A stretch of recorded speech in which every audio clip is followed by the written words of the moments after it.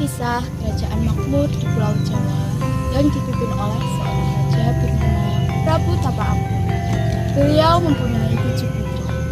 Putri sulungnya bernama Purbarara dan putri bungsunya bernama Purbasari. Karena usia raja semakin tua, sang raja pun memutuskan untuk mewariskan tahtanya kepada salah satu putrinya. Ini Kanda, minumlah. Terima kasih Dinda. Kanda, akhir-akhir ini Dinda melihat Kanda nampak gelisah. Ada apa? Jadi begini Dinda, usiaku sudah semakin tua, kesehatanku juga semakin menurun. Sudah saatnya aku mewariskan tahtaku pada salah satu putriku. Kalau begitu Dinda setuju. Lalu siapa yang akan Kanda pilih?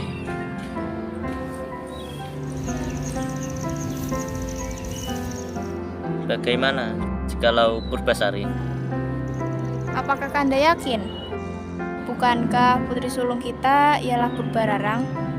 Tapi Dinda, bukankah kita adalah orang tua mereka? Tentunya kita telah mengenali sifat mereka. Jadi kesimpulanku, Purbasarilah yang pantas menggantikanku. Kanda benar, Dinda setuju dengan keputusan Kanda. Setelah menimang keputusan, Sang Prabu Tapa Agung pun memilih Purbasari sebagai pewaris tahtanya. Purbasari memang memiliki wajah paling mawan di antara saudari-saudarinya. Sifatnya yang lugu, baik hati, suka menolong, serta ramah pun membuat orang-orang di sekitarnya sangat menyukai Purbasari. Hal ini sangat berbanding terbalik dengan Purbararang yang memiliki sifat iri hati, sombong, dan licik. Setelah Patih mengumpulkan rakyat atas perintah Baginda Raja, acara penyerahan tahta kerajaan pun segera dimulai. Rakyatku yang berbahagia, setelah menimang keputusan, aku telah memutuskan untuk mewariskan tahtaku kepada salah satu putri.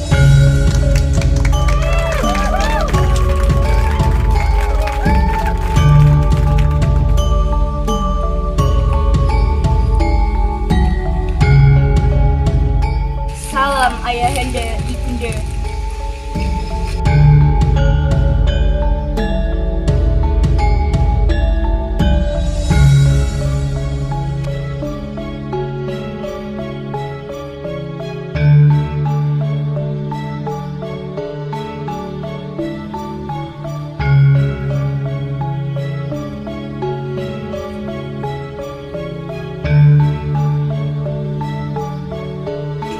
Dan pewaris tahtaku selanjutnya jatuh kepada putri bungsu Purbasari.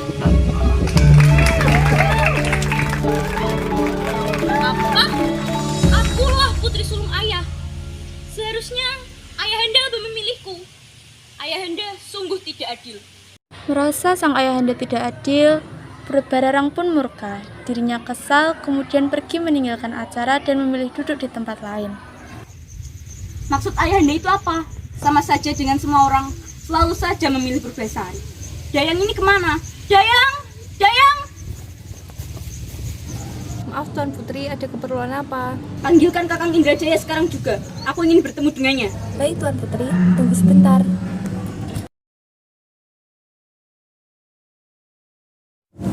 Permisi Raden. Raden diminta untuk datang ke kerajaan segera untuk menemui Putri Purbararang. Baik, akan kutemui dia segera.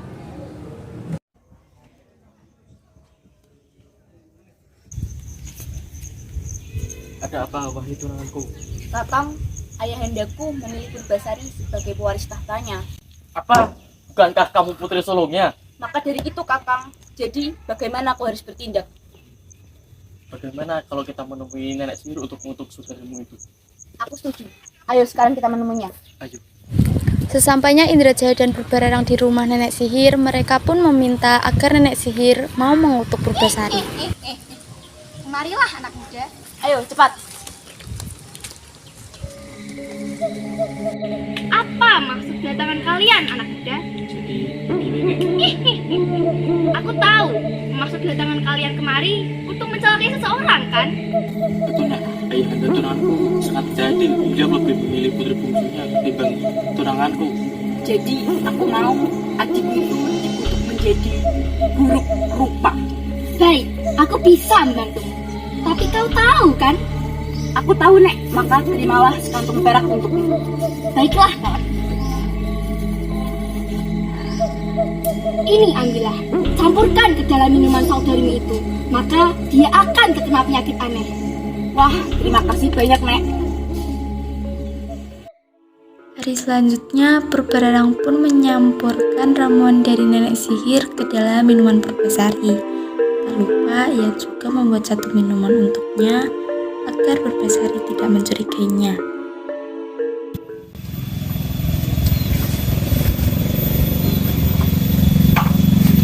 Purbasari, aku membuat ini hanya untukmu. Maka minumlah. Terima kasih, Kak.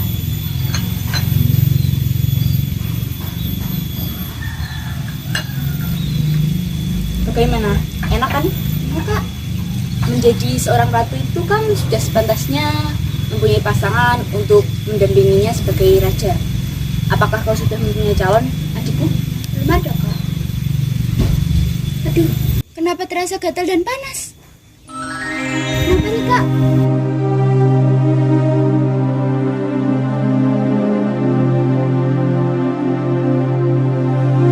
Jangan-jangan kau terkena kutukan. Ayahanda harus tahu akan hal ini. Ayo pergi menemuinya.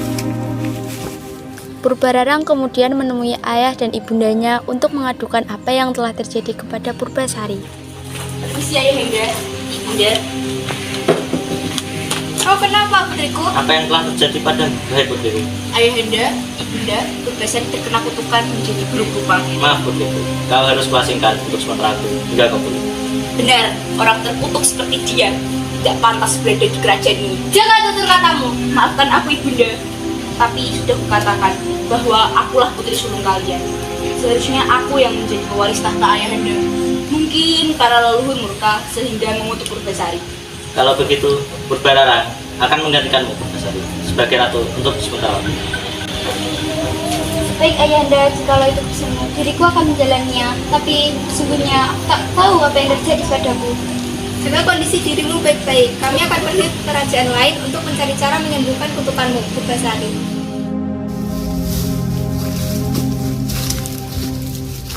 Sang raja pun mengutus patihnya bersama seorang dayang untuk mengantar Purbasari ke hutan.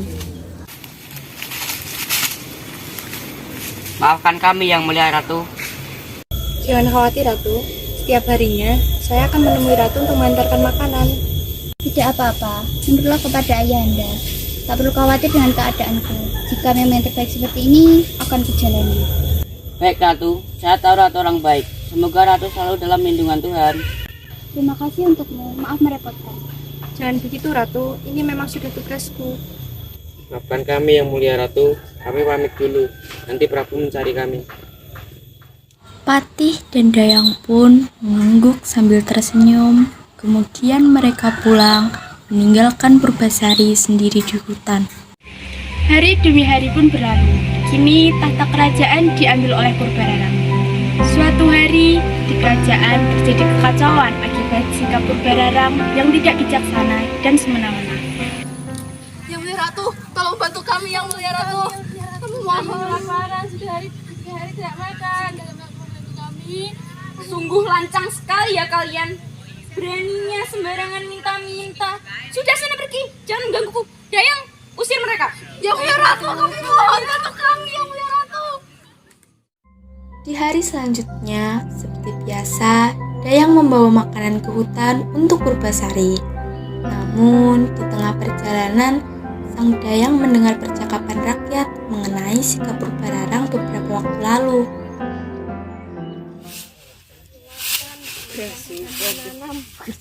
Coba kemarilah. Ada apa? Kau tahu kejadian beberapa hari kemarin? Oh, si Ratu Purbararang. Benar, sifatnya seperti itu ya. Sungguh tidak menyangka ya. Bukannya Ratu Purbararang sifatnya seperti itu. Benar, sangat bertolak belakang dengan saudarinya Putri Purbasari. Apa saja Prabu Tapagung untuk memilih Ratu Purbasari? Apa jangan-jangan Ratu Purbararang lah yang mau Putri Purbasari karena ia iri hati?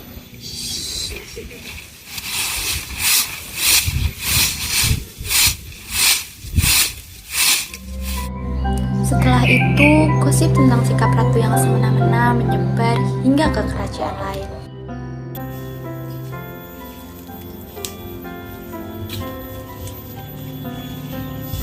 Putri, ini makanan untuk yang mulia. Terima kasih. Sama-sama Tuan Putri, ini sudah jadi tugas saya. Ngomong-ngomong, saya tadi mendengar percakapan rakyat yang sedang membicarakan Ratu Purbararang. Oh ya, memangnya kenapa?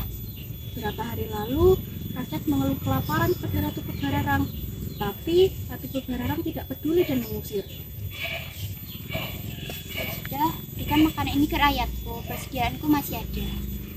Kalau pinta Putri seperti itu, baik akan saya bawakan ke rakyat.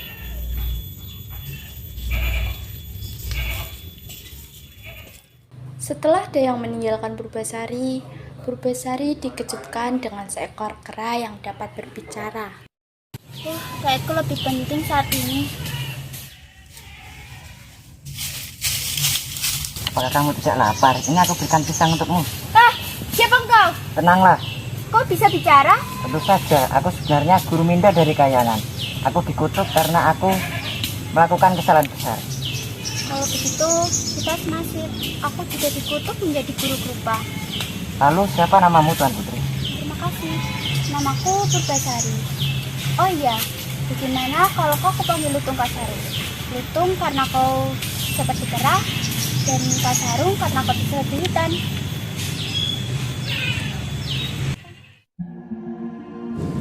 Hari demi hari mereka lewati bersama di hutan ini. Mereka semakin akrab dan nampak saling menaruh rasa. Lutung Kasarung pun iba dengan keadaan Purbasari. Maka dari itu, ia memutuskan untuk bersemedi dan berdoa kepada Tuhan. Karena doa tulus Lutung Kasarung, Tuhan mengabulkannya, hingga tempat Lutung Kasarung bersemedi menjadi telaga kecil. Putri, kemarilah.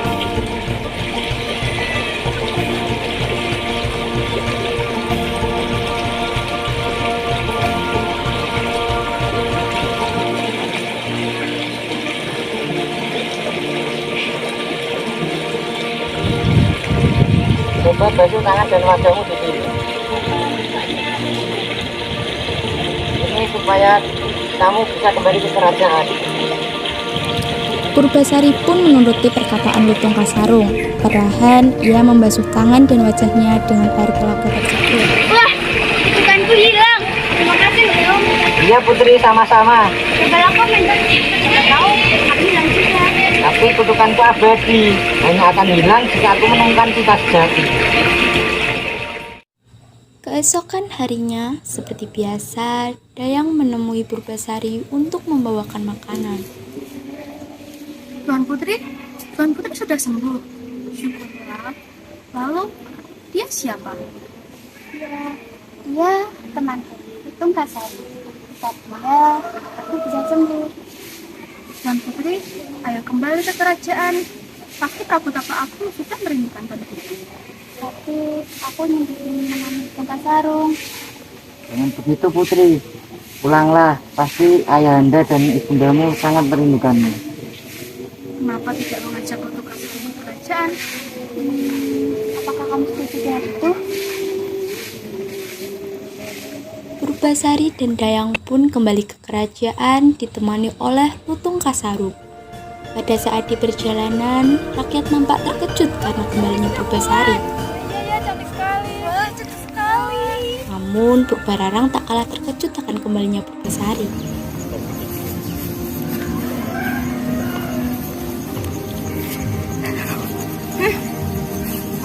Bagaimana kau bisa kembali?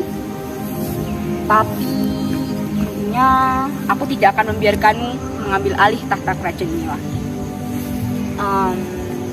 Bagaimana bila kita beradu pasangan?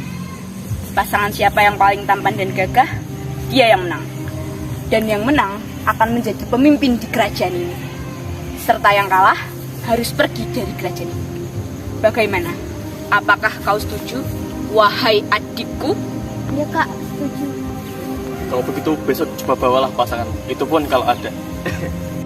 Gosip tentang sikap semena-mena Purbararang membuat Prabu dan Ratu kembali ke kerajaan. Di saat pertandingan berlangsung, mereka sudah tiba di kerajaan dan terkejut melihat Purbasari yang sudah sembuh. Purbasari. Ini pasanganku. Mana pasanganku? Ini pasanganku, Kak. Hah? Lutung! Pasanganmu seekor lutung! Iya, Kak.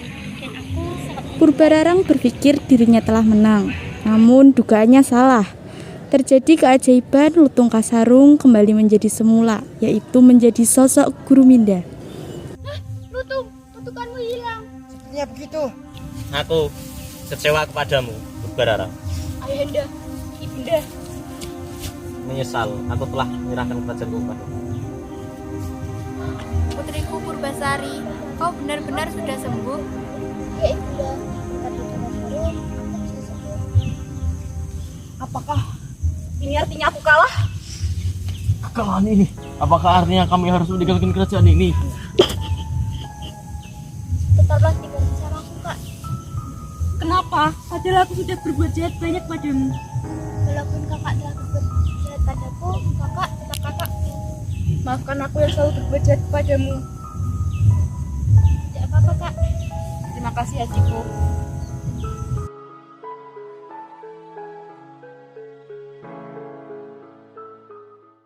Akhirnya Purbasari menjadi seorang ratu dengan didampingi oleh pemuda tampan yang bernama Lutung Kasarung. Cinta sejati bukan ia yang memandang fisik ataupun hartanya, namun cinta sejati ia yang mengetahui kekurangannya dan tetap menerimanya.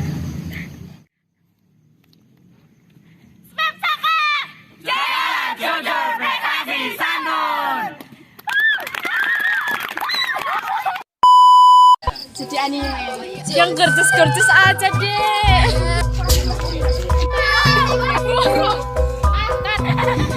Rias Bagas.